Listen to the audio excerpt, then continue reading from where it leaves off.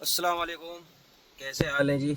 उम्मीद है सब बढ़िया होंगे। अभी जो हमारे ग्रुप के मेंबर्स हैं उनमें से कुछ बंदों ने पूछा था 95 कोड के लिए,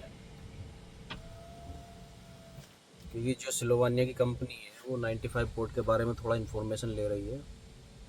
तो मैंने रिकॉर्डिंग भी डाली है, मैं उसके बारे में डिटेल देता हूँ। उससे पहले हम बताते हैं कि अभी हम फ़िलहाल हैं जर्मनी में। गाड़ी हमारी अनलोड हो रही है। टाइम इन्होंने बहुत ले लिया है, तकरीबन 2 घंटे हो चुके हैं, पौने 2 घंटे। नीदरलैंड से कल लोड की थी हमने। ये कंपनी है गार्टनर एल्युमिनियम का। इस एल्युमिनियम स्टील का काम है, पता नहीं क्या बनता है इसके अंदर।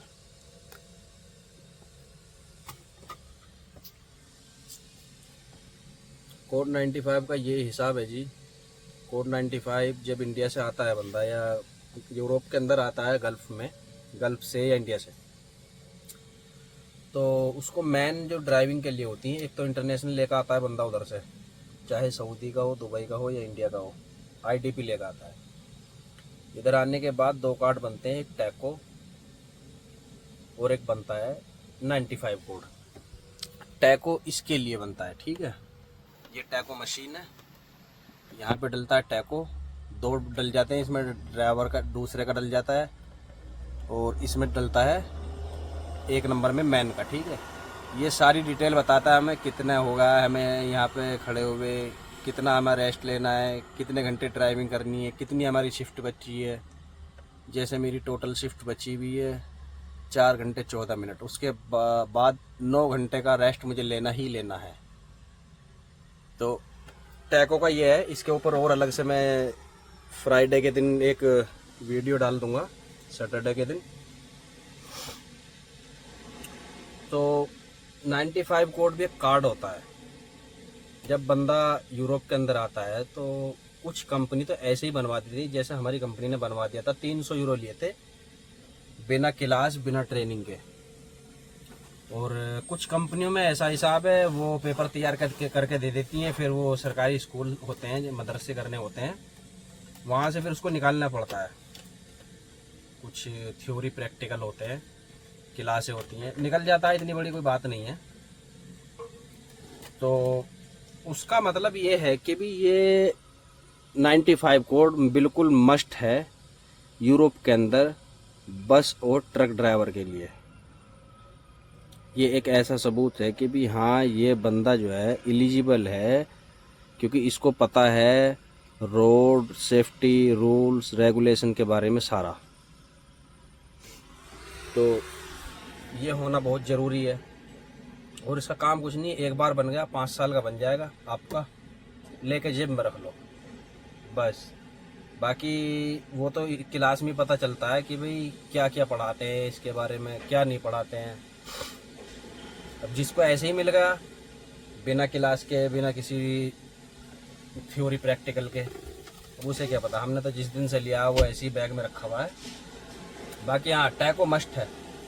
टैको भाई चाहिए ही चाहिए। तो डॉक्यूमेंट से पहले, सब इन चीज़ों से पहले जो है ना, ये तो बंदा जब इधर आता है ना, कैसा भी बंदा आ जाओ, वो सब पता चल जाएगा उसे। कंपनी बताती रहेगी ऐसा करो ऐसा करो।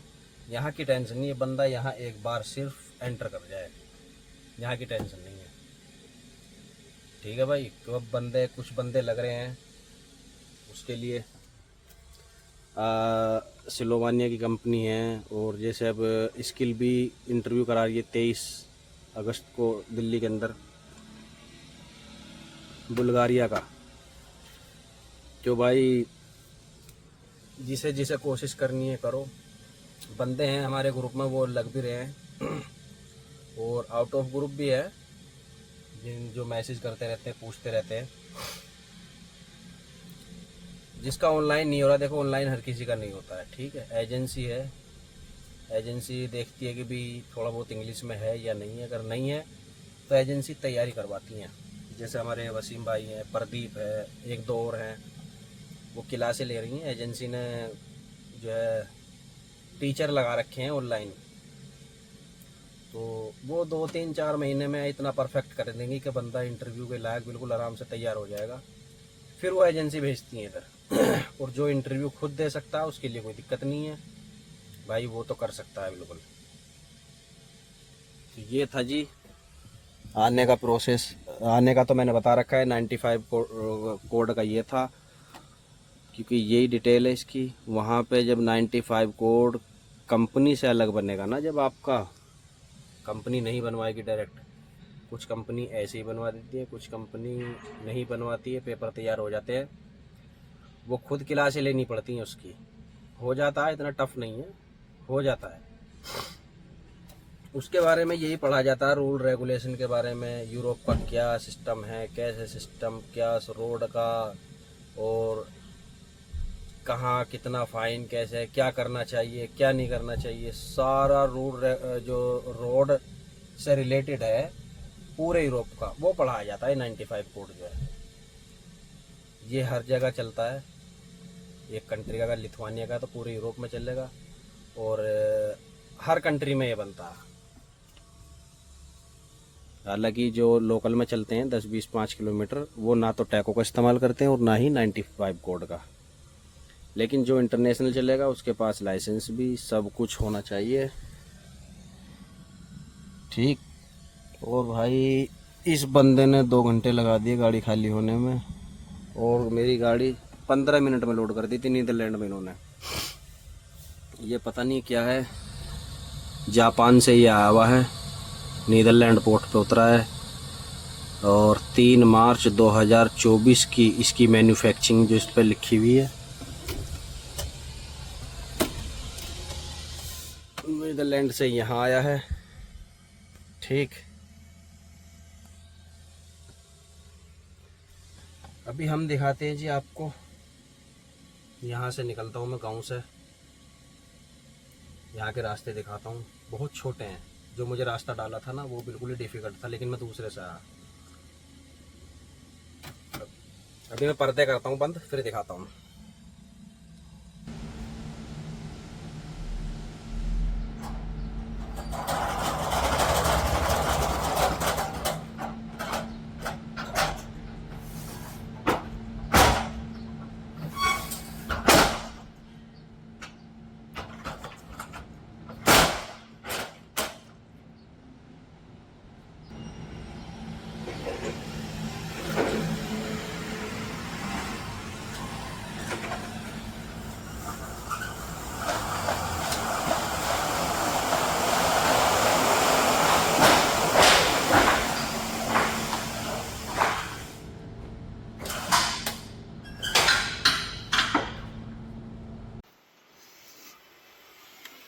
गाड़ी हमारी खाली हो चुकी है, और इन छोटे छोटे घरों से हमें निकलना पड़ रहा है। रास्ते इतने तंग हैं भाई साहब, बैक कर लो जी।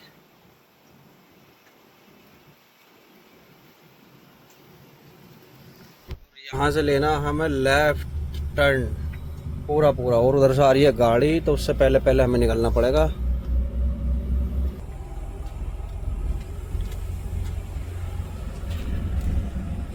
ये रास्ता था जहाँ हमने खाली की गाड़ी। यहाँ मार्केट सारी हैं, एडी कार्ल, डी लिडिल, सारी मार्केट। और टास्क हमारे पास है नहीं, तो मुझे पेट्रोल पंप पे खड़ा होना है। यहाँ से 22 किलोमीटर है, एक हाईवे पे जाके खड़ा हूँगा मैं। अभी तो 15 किलोमीटर मुझे ऐसे ही चलना पड़ेगा। बच्चे आज मैं ऐसे रोड पर पहली बार देख रहा हूँ, वो भी अंदर है। खैर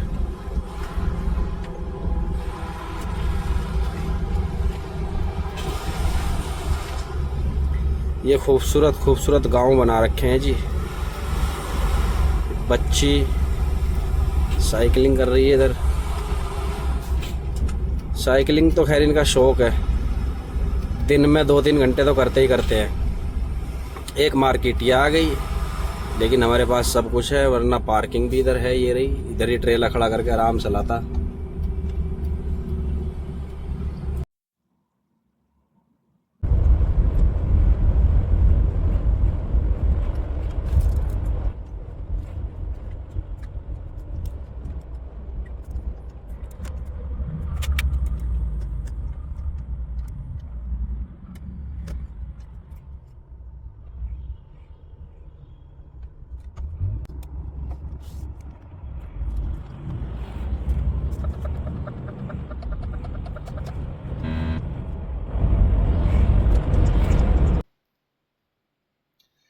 अभी हम आ चुके हैं जी पार्किंग में। ये एक पार्किंग है मोटरवे 7 पर। टैबलेट हमारा खाली पड़ा हुआ है क्योंकि नेक्स्ट टास्क हमारे पास है नहीं और उम्मीद भी नहीं है आ जाने की। तो इसीलिए मैंने फ़ोन से सर्च की पार्किंग और इधर आ गया। और वैसे भी मैंने 4:30 बजे शिफ्ट स्टार्ट की थी और अभी फ़िलहाल बज रहे 2, तो टाइम भी ज़्यादा होगा। इतना ज़्यादा तो नहीं है लेकिन होगा काफ़ी। ये देख सकते हैं आप कितनी इस आंटी की उम्र है। और शायद मुझे रोमानिया वाली गाड़ी की लग रही है। पोलैंड है एक रोमानिया। अभी देखते हैं कहाँ जाएंगी। हाँ ये वाली गाड़ी है स्कानिया पोलैंड वाली। ये कारों की पार्किंग बनाई हुई है जी। इधर काफ़ी खुशहाल मौसम है इस टाइम। ये भी चच्ची। इधर पॉइंट दे रखे हैं पावर पॉइंट उस तरफ गाड़ी चार्ज करने के लिए, क्योंकि इलेक्ट्रिक गाड़ियां बहुत है इधर। ये देखो जी कुत्ते को प्यार करते हुए इतना तो लेडी को भी नहीं करते हैं जितने कुत्तों को करते हैं। टूरिस्टों को आना जाना है तो इसलिए यहाँ टूरिस्ट इस टाइम नज़र आ रहे हैं या फिर रुकेंगे शाम को। फ़िलहाल मौसम बहुत अच्छा हो रहा है इधर। और वैसे भी अब नॉर्मली दिन के मुकाबले आज जो है ना 45 मिनट लेट दिन निकला है आज और दिन के मुकाबले। ये डेफ खड़ी हुई है जी। इसको जो हैवी गुड्स ट्रांसपोर्ट करती हैं ना तो उनको बोलते हैं कॉन्वॉय। ये इन्हीं के लिए होती है पार्किंग। अगर हम रात को इस पार्किंग में रुक रहे हैं ना और पीछे से इमरजेंसी आ गए तो ये हटा सकते हैं हमें। इनके पास इतनी परमिशन है। अभी हम करते हैं बैक थोड़ी गाड़ी इधर लगाएंगे। कोई टास्क आ गया टाइम से तो गाड़ी हम लगा देंगे उधर ले जाकर पास में जहाँ से लोड होगी। नहीं तो हम इधर ही खड़े होंगे आज। कल देखेंगे जो होगा वो देखा जाएगा, क्योंकि अभी टास्क हमारे पास है नहीं और टास्क है बिल्कुल खाली। No pending task to show.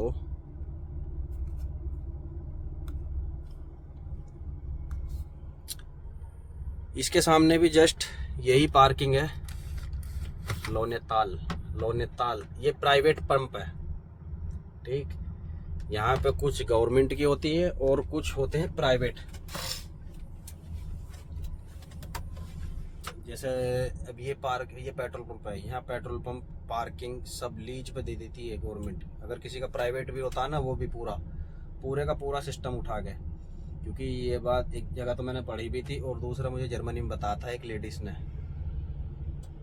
Total energy का पंप था वो। तो वो जो वर्कर्स होते हैं उन समेत पूरा पार्किंग एरिया और जितना भी पेट्रोल पंप सब लीज पे दे देते हैं इधर रेंट पर। और पर मंथ लेते रहते हैं जो भी उनका बनता है। पानी इधर से भरना है मुझे। वैसे है थोड़ा बहुत।